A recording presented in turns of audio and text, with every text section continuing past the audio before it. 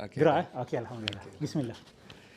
Berkenaan dengan sihir, saya tak pastilah betul ke tak soalan ni sebenarnya, tapi berkenaan dengan sihir, kalau tak silap saya dalam mazhab Hanafi dia ada hukuman hudud untuk sihir sampai mati tu. Saya pun tak boleh ingat mazhab yang mana, tapi memang hukum sampai mati, hukum bunuh tu memang ada. Macam mana dia menilai sihir itu sendiri untuk menjatuhkan hukum tu? Okey, nak menjatuhkan bahawa seseorang itu sahir ataupun tidak, macam-macam bukti perlu ada. Okey, macam-macam bukti. Pertama sekali boleh berlaku pengakuan. Ada tukang sihir yang begitu gedebe, dia akan mengaku. Dia akan mengaku. Aku sihir orang, kau boleh buat apa dengan aku? Dia sombong. Pengakuan, okey. Lepas tu saksi. Lepas tu bila kita raid rumah dia, kita jumpa barang-barang sihir. Kita jumpa barang-barang pemujaan. Yang bila difikirkan, tak masuk akal kalau barang-barang ni ditanam oleh orang lain, diletakkan oleh orang lain. Raiding is very important. Kita kena raid rumah dia. Khususnya bila dia tak bersedia. Ini dilakukan di Saudi juga. Saudi dia ada jabatan khas untuk tangkap tukang sihir. Sekarang. So Saudi advance dalam bab ni. Dan ada sebahagian ilmuwan di Malaysia ni yang cuba nak copy apa yang berlaku tu. Tapi saya rasa cabaran di sini susah sikit. Mukafahatus Sihir. Itu jabatan dia. Dia ada kementerian dia. Bukan kementerian, jabatan khas. Untuk target tukang sihir. So bila dia dengar aduan, dia akan hantar spy dulu. Lepas tu bila... Maksudnya? Tak kira siapa dia nak pilih lah. Lagi susah dikenali, lagi bagus lah. Kan? Yang ahli lah. Dia datang, mungkin dia akan berlakon. Dia akan berlakon jumpa bomoh tu, kata, aku nak bunuh orang ni, kau boleh tolong? Kalau dia kata, ya boleh, kau siapkan ni, siapkan tu, dia rakam. Kalau sekarang lah, rakam. Tapi itu pun tak cukup, dia orang akan raid juga. Katalah dia tahu bila ni agak-agak dia ni buat ritual, dia akan raid rumah dia. Kata dia tengah telanjang malam tu, gelap-gelap dengan lilin, kan? Ada yang ditangkap dalam keadaan macam tu. Dia memang duduk dekat dalam lubang sampah sebab setan suruh buat benda macam tu. Setan akan menghina manusia dengan najis dan sebagainya. Dengan pentagram, dengan star dekat lantai tu semua. Dia orang raid datang, memang terbukti, ambil gambar apa semua, khalas. Hudud. Sebab ada pandangan ulama yang kata tukang sihir ni tak boleh taubat sebenarnya. Sebab dia dah buat satu perjanjian yang sangat dahsyat dengan syaitan. Untuk menghina Tuhan, menghina agama, pijak Quran, kencingkan Quran. Dah, macam mana orang seperti ini nak taubat? Sebagai ulama kata memang habislah. Sebab syirik tu. Syirik ni bukan syirik biasa. Syirik yang kalau orang yang pergi sembah berhala, dia masih nak menghormati Tuhan. Tapi dia salah. Yang ni, dia memang nak menghina Tuhan terus tu. Jadi ada possibility taubat ke tidak? Ada kisah-kisah ada seorang ni berlaku kat Amerika. Ni cerita benar, kisah benar ya. Dia ni ada kemampuan luar biasa, wanita ni. Dia boleh tahu benda-benda yang orang biasa tak boleh tahu. Contoh ada orang nak mati, dia boleh tahu secara tepat. Ada benda tu dia. Bahkan dia boleh tahu apa awak simpan kat rumah awak, apa berlaku pada awak 10 tahun lepas, dengan pertama kali jumpa. Apa berlaku kepada mak awak yang dia tak pernah jumpa. Kenapa bapa awak meninggal? Dia boleh cerita. Dan benda ni real. Ini dipastikan oleh seorang pakar psikiatri. Dia daripada Amerika. Okay? Ini buku Richard Gallagher. Yes. Baca dah? Dapat dah? Belum baca lagi. Okay. Dr. Richard Gallagher. Buku dia Demonic Force. So dia cerita pasal seorang wanita, ini nama dia Julia. Dia nama samaran lah. Dan Julia ni, dia nak cari rawatan. Dia nak buang. Tapi dia macam tertolak tarik. Dia suka ilmu-ilmu yang ataupun kemampuan-kemampuan yang setan bagi dia. Sebab dia ni satanis, sembah setan terus. Dia buat pengakuan. Kami memang buat jenayah, kami memang menyerahkan jiwa dan raga kami kepada ada satu setan ni, saya lupa nama dia lah. Jadi dia susah. Dia nak keluar tapi dia tak boleh keluar. Dalam dia tak suka pemberian tu, lepas tu dia suka balik. So bukan senang. Sahir ni yang serius tukang sihir ni nak keluar, nak taubat sangat susah. Sebab setan pun dah invest banyak kepada dia. Aku dah labur banyak kat hang ni. Kau jangan ingat kau boleh tinggalkan senang-senang company ni. Kan?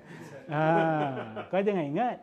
Kau tinggal boleh. Ada seorang tukang sihir daripada Yaman, dia ceritakan macam mana bila dia taubat, teruk kena dia. Tapi bukan nak menakutkan orang. Maksud dia taubat, kena taubat juga. Kena taubat. Awak tak boleh kata, tak Ustaz, saya tak boleh taubat, nanti setan buat apa-apa dengan saya.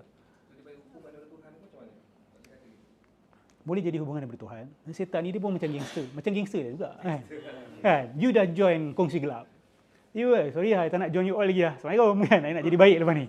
Ingat senang je kan. Dia akan whack awak kan. Dia akan buat apa dia nak buat. Apa yang dia lalui? Dia kena pukul semua. Setan pukul dia? Itu dakwaan dia. Itu dakwaan dia.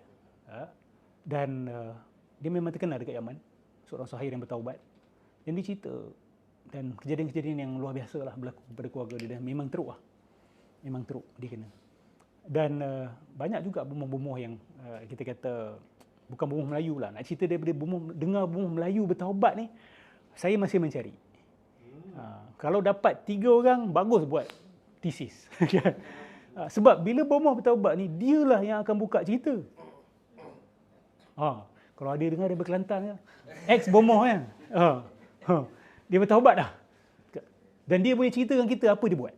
Macam mana proses sihir tu dia buat. Macam mana penyembahan kepada syaitan ni dia buat. Macam mana dia dapat ilmu-ilmu ni. Betapa dekat Gunung Jerai ke. dekat apa gua-gua tertentu ke.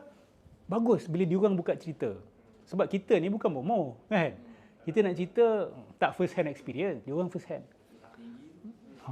Saya menyeru kepada bekas-bekas bomoh. Ya, untuk berjumpa dengan kami sidang kalam. Kami nak belajar, bukan nak belajar buat. Kan? We want first hand experience supaya memberi amaran kepada orang luar yang nak berjinak-jinak. Atau yang lagi teruk, dia tak tahu bahawa benda tu sihir. Dia ingat benda tu ilmu wali. Ilmu putih, ilmu karamah. Itu orang termasuk begitu. Ada seorang dia pernah jadi syekh dalam tarekat Tijani. Dia daripada Sudan. Lepas tu dia buang dan dia kata, sebenarnya aku tak tahu program khalwah yang syekh aku letak aku di dalamnya, bertapaan apa semua tu, itu sebenarnya adalah proses menjadikan aku tukang sihir. Sebab lepas proses tu, aku boleh lipat bumi. Aku boleh berada dalam, aku boleh selangkah je aku boleh tempat. Dia panggil khutwah, ilmu khutwah, selangkah. Nak pergi Amerika selangkah, pop sampai. Dia dakwa dia ada ilmu tu. Dia boleh buat, dia kata.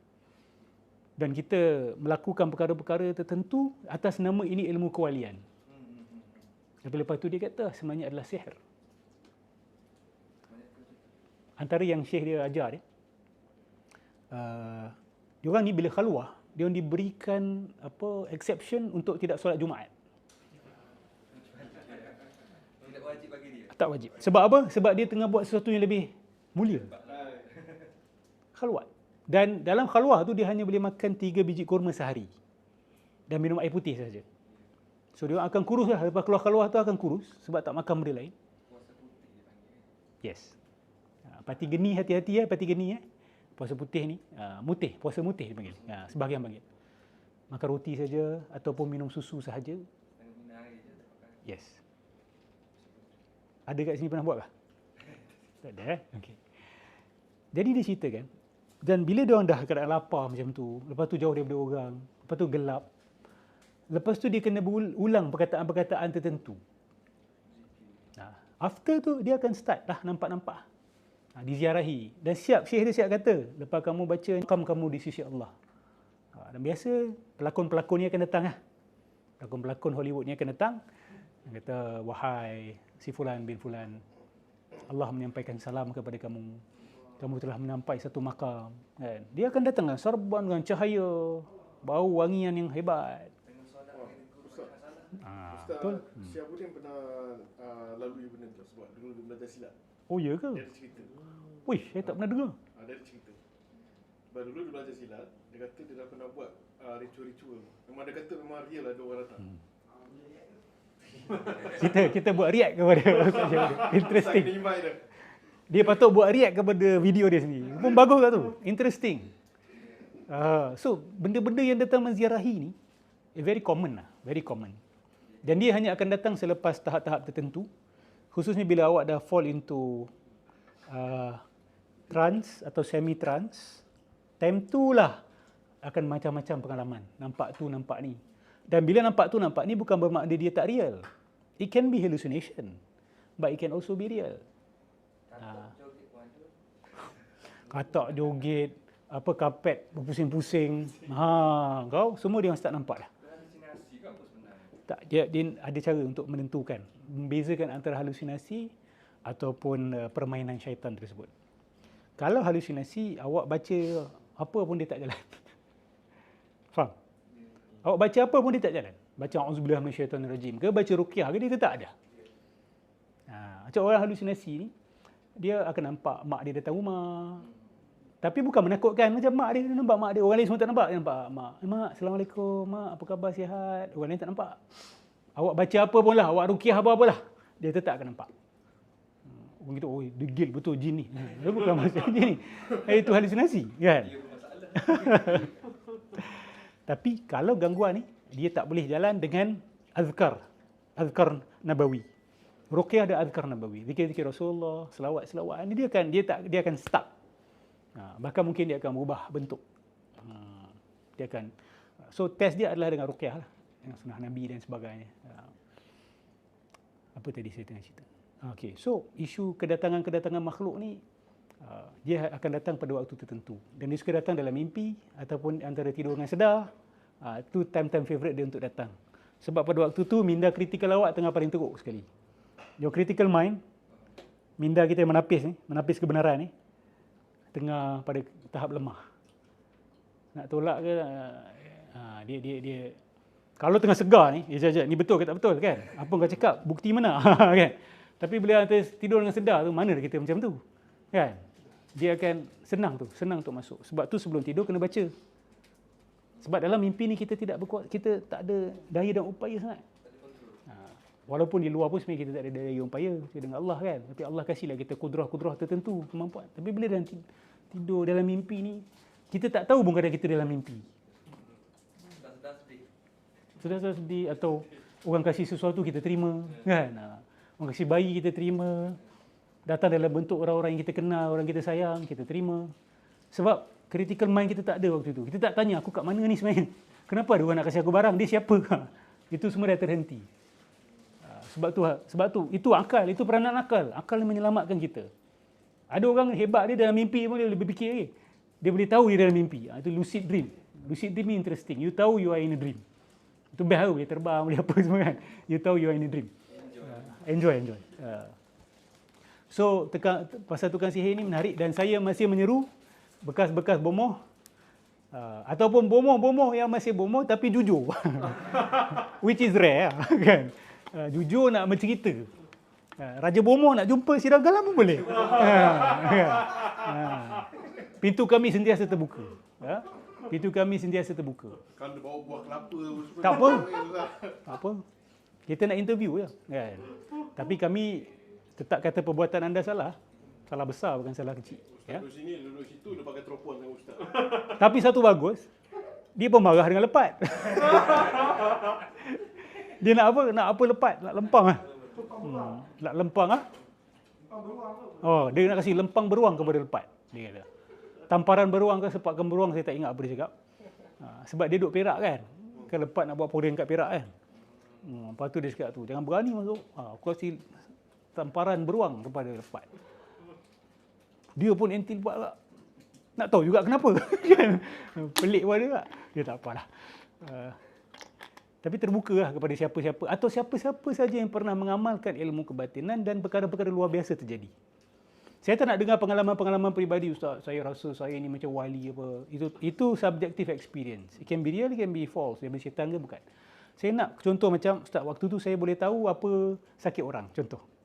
Saya tengok orang, saya boleh tahu sakit apa. Dan tepat. Saya boleh tahu apa Ustaz simpan dalam wallet Ustaz. Saya boleh tahu apa berlaku kat Ustaz 10 tahun lepas. Saya tahu apa awak buat dekat rumah seorang-seorang semalam. Ada orang dia kata, ya memang saya pernah ada kemampuan itu. Tapi lepas saya bertaubat, dia hilang. Ilmu sebetul itu hilang. Atau ada orang boleh mengurut. Kan? Dia tahu urat kat mana ni. Tak pernah belajar, tak pernah apa. Atau boleh berbidan. atau boleh berbidak, atau boleh bersilat tanpa belajar. Salam untuk guru je, fuk, boleh silat. Fuk, silat. Atau boleh bermakyong, atau boleh bertari putri, apa main putri. Apa? Menteri, ya, menteri. Macam boleh. Menteri. Kena ada sabdu tu Ustaz. Kat mana tu? Tajwid tak betul lagi ni. Menteri. Teri. Oh, dia teri je, bukan menteri. Teri je. Ada siapa-siapa masuk toilet tadi? Ada siapa masuk? Siapa pula dalam toilet ni? Anda tidak diundang Selain dengan tak boleh tak ni, beritahu kalau sebelum kalau lama-lama satu tengah pendapat kata benda tu melibatkan Qori. Macam mana? Yalah. Dia benda tu berkomunikasi dengan korin kita. Benda yang ada dengan orang yang berpenyakit itu, dia berkomunikasi dengan korin kita.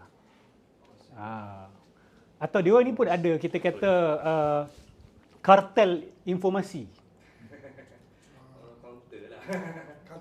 Katalah, saya kalau penjenayah, perkara paling berharga untuk saya adalah jenayah-jenayah dilakukan oleh ahli politik. Betul? So I can blackmail you. I know what you did when you were in Japan. I have the video. So you kena support I punya perjuangan. Berpeluh-peluh kan politician tu. Sebab tu politician kena be clean. Kena bertakwa. You tak bertakwa, you akan dipijak dan dipermainkan oleh orang lain. So, jin-jin ni, of course dia orang akan exchange information. Macam bomoh-bomoh. Sebelum awak datang rumah, dia dah tahu dah awak sikit apa. Mana dia dapat?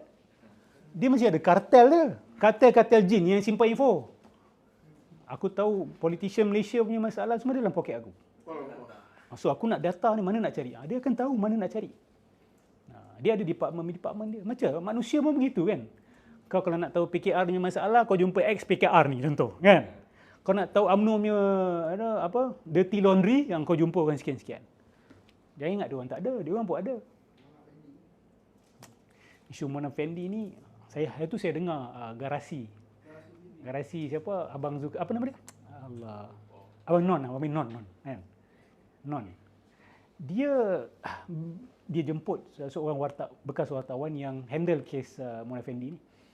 Orang ceritalah tentang Mona Fendi ni.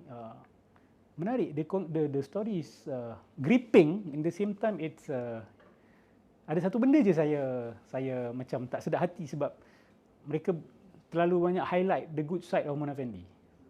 Dia kata dia ni mesra, dia ni banyak solat kat dalam ni. Okay, but what I want to know is dia mengaku salah ke tidak? Ataupun suami dia tu mengaku salah atau tidak? Ke masih sombong dengan orang tu kalau dia buat jenayah, lepas tu dia masih kata saya tak buat. Hakim yang jatuhkan saya bersalah tapi tak salah. Kalau dia betul-betul buat, dia solat ke, dia baik dengan wartawan ke, baik dengan orang ke, nilainya apa? Sebab dia tak taubat lagi. Dia tak mengaku salah. Betul tak? Katalah kalau dia memang salah, tapi dia macam adamant. Adamant ni macam, I don't care. Kan? Tapi dia baik dengan wartawan, baik, berlembut dengan orang, banyak solat, banyak baca Quran kat dalam penjara. Then we need to ask questions kan. Sebab bila you kedepankan kebaikan dia orang, I terfikir kalau I ni keluarga bangsa, I wakil rakyat yang dibunuh itu, you siap duk cerita kebaikan. Saya macam, ni kalau aku kat tempat keluarga ni, aku kecil hati ni kan. So, saya sangka baik pada mereka sebab mereka teruja dengan, sebab orang expect Mona Fendi ni macam ni sifat dia. Bomoh kan orang kata kan. Orang dianggap sebagai bomoh. Dia bomoh ke tak, kita tak tahu. Yang penting suami dia tu kan, Fendi tu.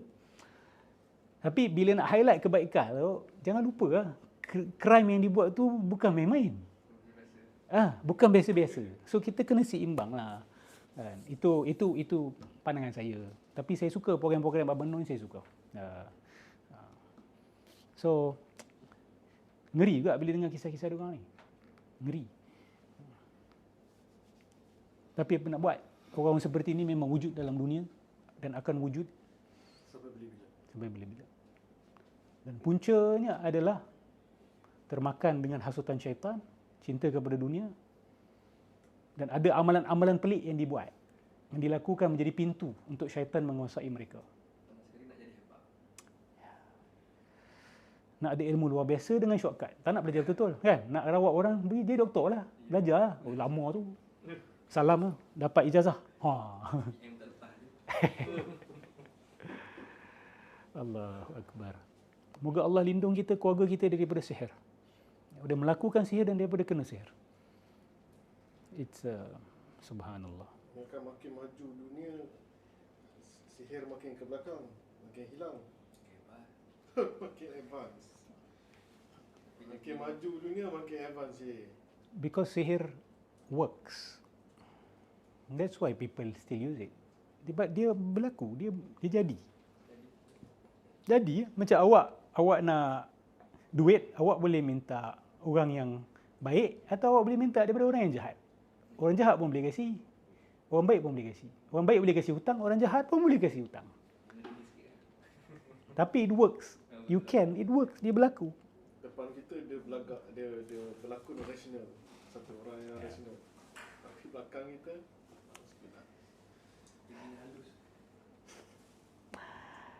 Allahu Akbar. Sihir ni topik menarik. Saya cadang satu hari nanti saya nak buka pasal ruqyah. Kita bercerita pasal ruqyah, kita cerita pasal sihir, kita cerita pasal mental illness sekali sebab orang keliru bab ni. Penyakit mental, beza penyakit mental ni dengan gangguan jin.